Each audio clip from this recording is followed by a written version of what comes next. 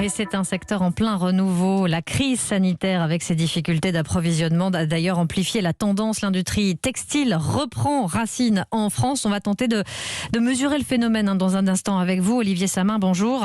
Bonjour. D'abord, direction la Loire. Avec vous, Jean-Luc Boujon, un département qui renoue avec ses traditions industrielles. Oui, par exemple dans les monts du Forêt, à Sainte-Agathe-la-Boutresse, où les machines à tisser de l'ancienne manufacture Marcou l'a fait tournent désormais à plein régime après des années d'activité au ralenti.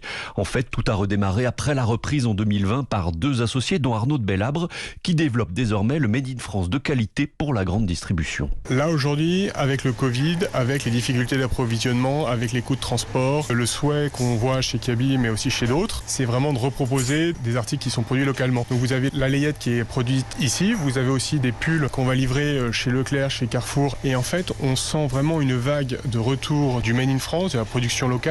Une tendance lourde donc, qui se confirme aussi dans le bassin textile de Roanne, explique Eric Boel, patron des tissages de Charlieu, qui vient de signer un gros contrat avec Auchan. C'est un contrat sur 5 ans de 10 millions de sacs de caisse en tissu qui vont remplacer des sacs en polypropylène qui arrivent d'Asie. Donc 1, on crée des emplois. 2, on retrouve notre souveraineté qu'on a complètement perdue, on l'a vu au moment des masques. Et 3, on divise par 10 nos impacts carbone. Alors pour cela, l'entreprise va investir 22 millions d'euros, notamment en machines. Elle va aussi doubler ses effectifs en recrutant 100 nouveaux salariés dans les 2 ans qui viennent.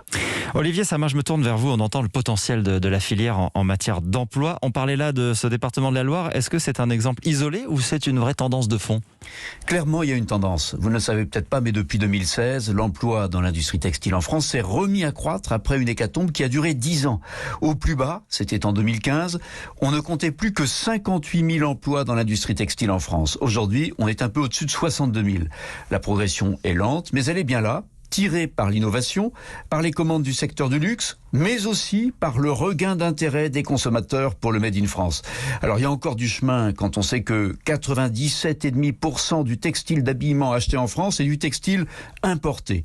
Mais ce que montrent plusieurs enquêtes d'opinion récentes, c'est que dans le domaine du textile aussi, l'achat responsable gagne du terrain, même s'il faut payer un peu plus cher pour ça.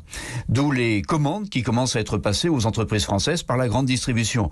Quand des enseignes comme Kaby, Leclerc ou Carrefour s'y mettent, c'est que vraiment, ce n'est pas un phénomène de mode. Une tendance marquée, donc dossier signé Olivier Samin et Jean-Luc Boujon.